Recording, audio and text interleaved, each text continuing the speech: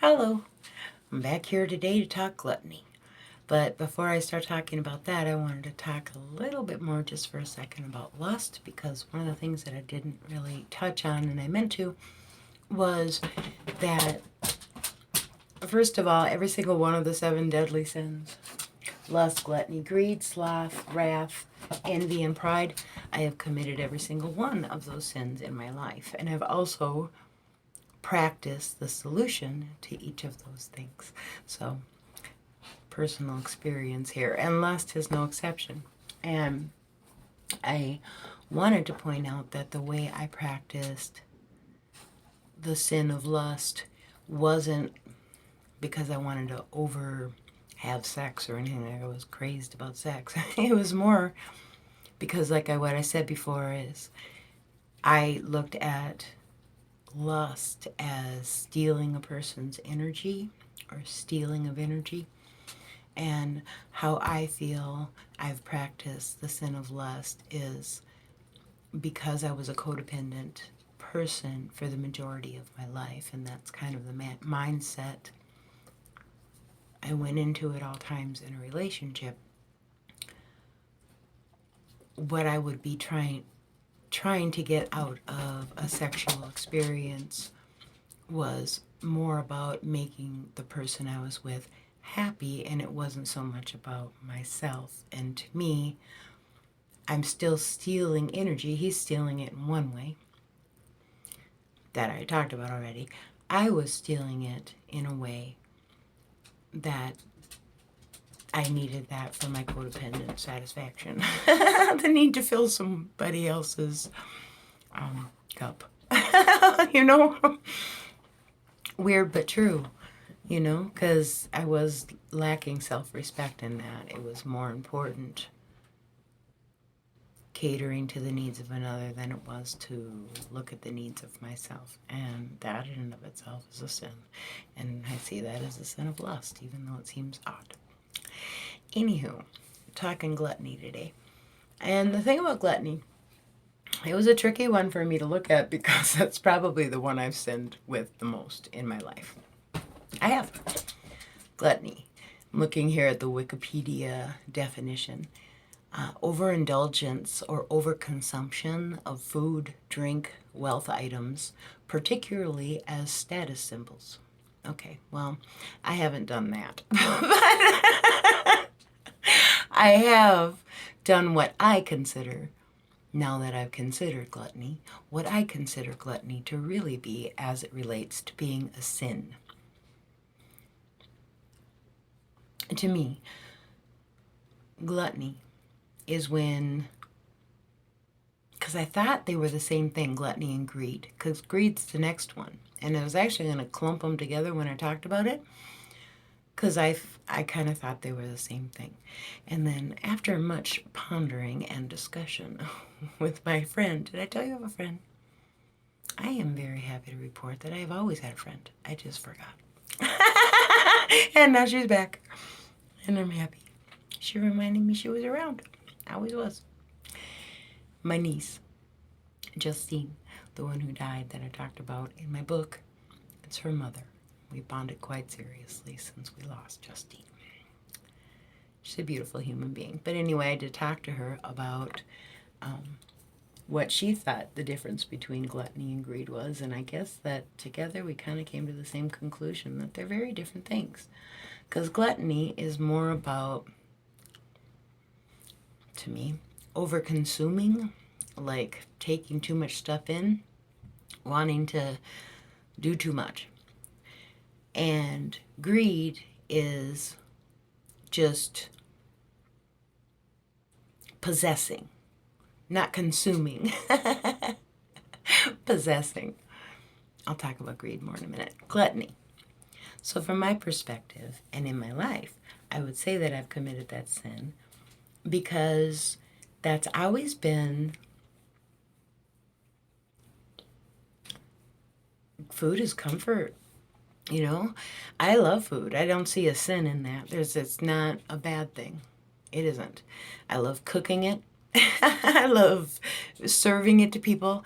I like the way it smells. I like how it feels when you're chopping it. I like the warm feeling it brings a household. I love everything about it.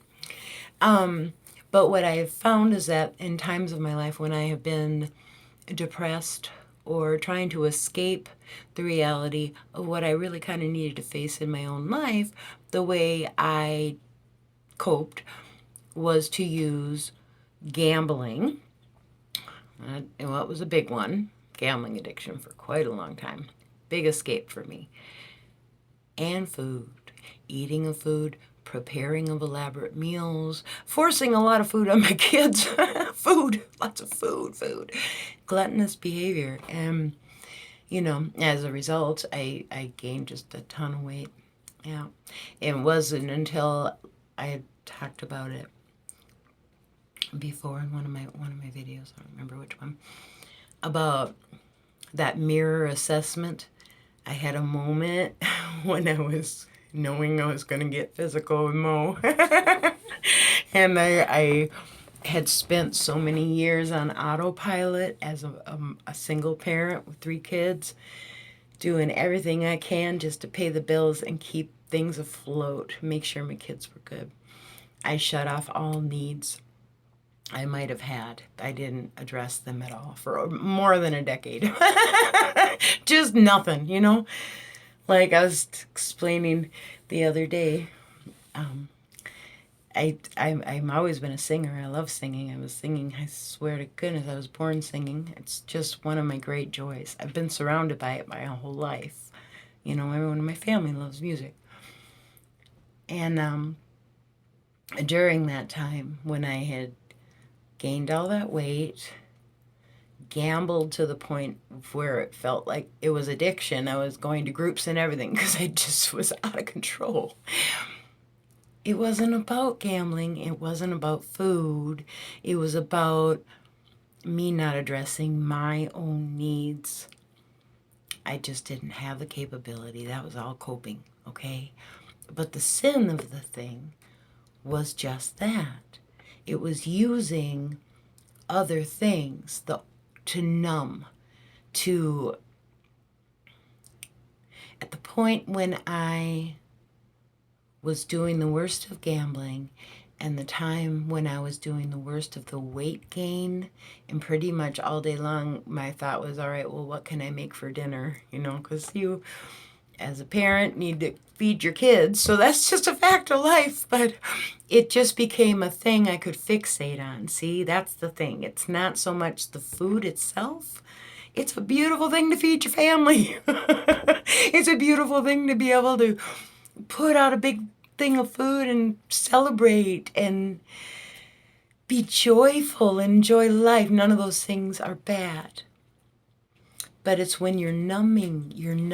I numbed.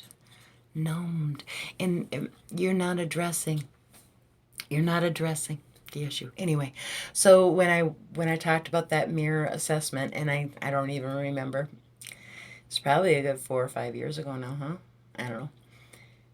Since that time, I've just really, it's like once you look at a thing, yeah, I saw what I was doing.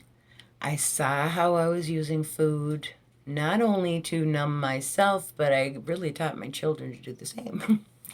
As I recognized the patterns and the dysfunction and the mindset and how I hadn't even looked at my own body.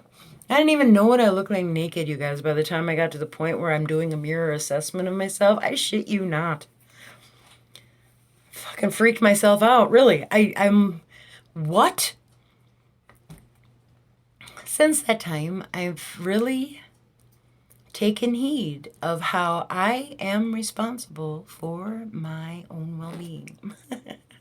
Not only the well-being of my children, mine too. And since I even just started thinking that, however many years ago that was, naturally, the weight's it's coming off of me. I am not even. It's just because I'm paying attention to myself. So don't you see why gluttony would be a sin? It's escape.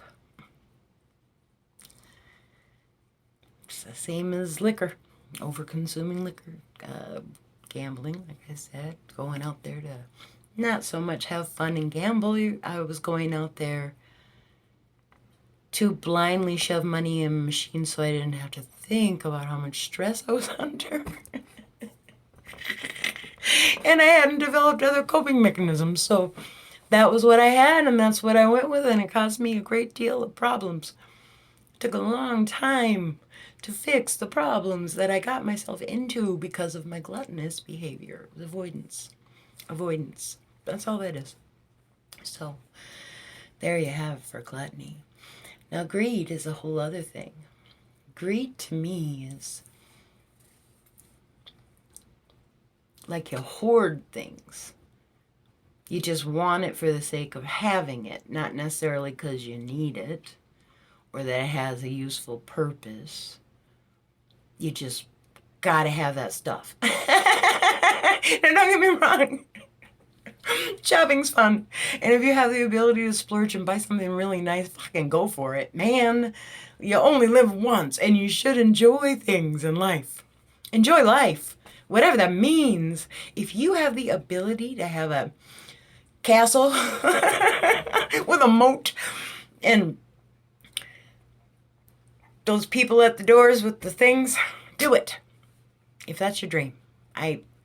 That to me is not greed. That's beautiful. If you are living your dream and it has a reason or a purpose or fucking a use, that's not a sin. So being rich is not a sin. I think that people want to act like it is. But the fact of the matter is, everybody wants to have money. So why do you automatically hate on people that have what you would want? It just seems so silly. You're not a greedy person if you're rich. I don't think that's true. I think what greed is when you have it, you see a circumstance where you could easily give it, but you don't because you see all the other reasons that could possibly potentially maybe harm you, so no, it's not really worth it to open that can of worms. Fuck it, I'll keep it in the family. So you have an extreme amount of wealth in a condensed little area and nothing that's outgoing of any use to anybody else but yourself is a sin. And it's only a sin because if you're going to live in a manner that is like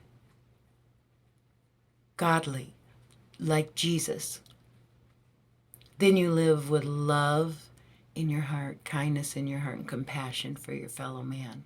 Now, I'm not saying that it's your obligation, if you have much, to give it all away. It's not. You have a right to fulfill your own life and to secure generations after you. That is the most ideal thing for any human being on this planet. Yep. To be able to say, I've given to my children who can give to their children who can give to their children. Wow. I mean, yay. You've achieved glory. No one should shame you for that. It's beautiful. But if you have all that and you still have more and you just want to have without opening your eyes to the conditions around you and seeing where you might be able to help. And that's not even necessarily giving of money. Maybe it's just giving of time. Maybe it's just giving of advice. Maybe it's just, whatever. I'm not here to preach. I'm just here to point out what I think greed is. And to me, greed is that when you have much and you're surrounded by people that have little and you don't give any, because you're afraid to lose all. Because the thing of it is if you were meant in this world to be blessed with much, you'll always have much. You will. Don't be afraid of sharing and loving your fellow man. Having compassion. Compassion makes the world go round. I know people don't understand that. They think They think that it's money, but it's not. It's not. I think people are starting to understand that just because of the state of the world that we're living in right now, at this moment in time, we are seeing firsthand what greed does. We're seeing firsthand what the need for land, not the need, the greed for land does. We've seen firsthand what, when one spot has many resources, they have all, and then if you are not lucky enough to be born in a place with the resources, you have none. It's disgusting. You know, there's enough for everyone to have some. Just saying. That's my 2 cents. Yeah.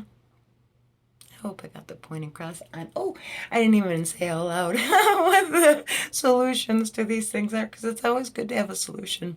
And the thing of it is that you can commit these sins and then, still be okay. I think the whole point is learning, Why do I do the things I do? Why do I react?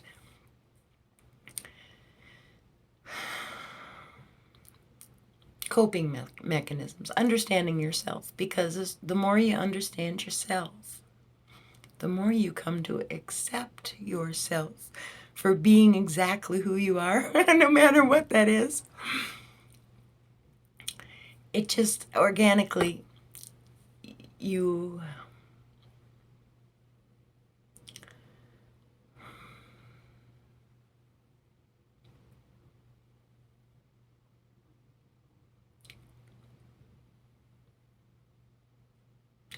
can heal yourself from any ills you might have already done, I'm grateful I have a healthy body. I'm now appreciating it and treating it more fairly. I still smoke. I'm working on that one. That's a biggie. I'll probably do a whole thing about that thing because it's a biggie, but I'll get there. That's the point. Redemption song. Redemption song. Thanks for spending time with me.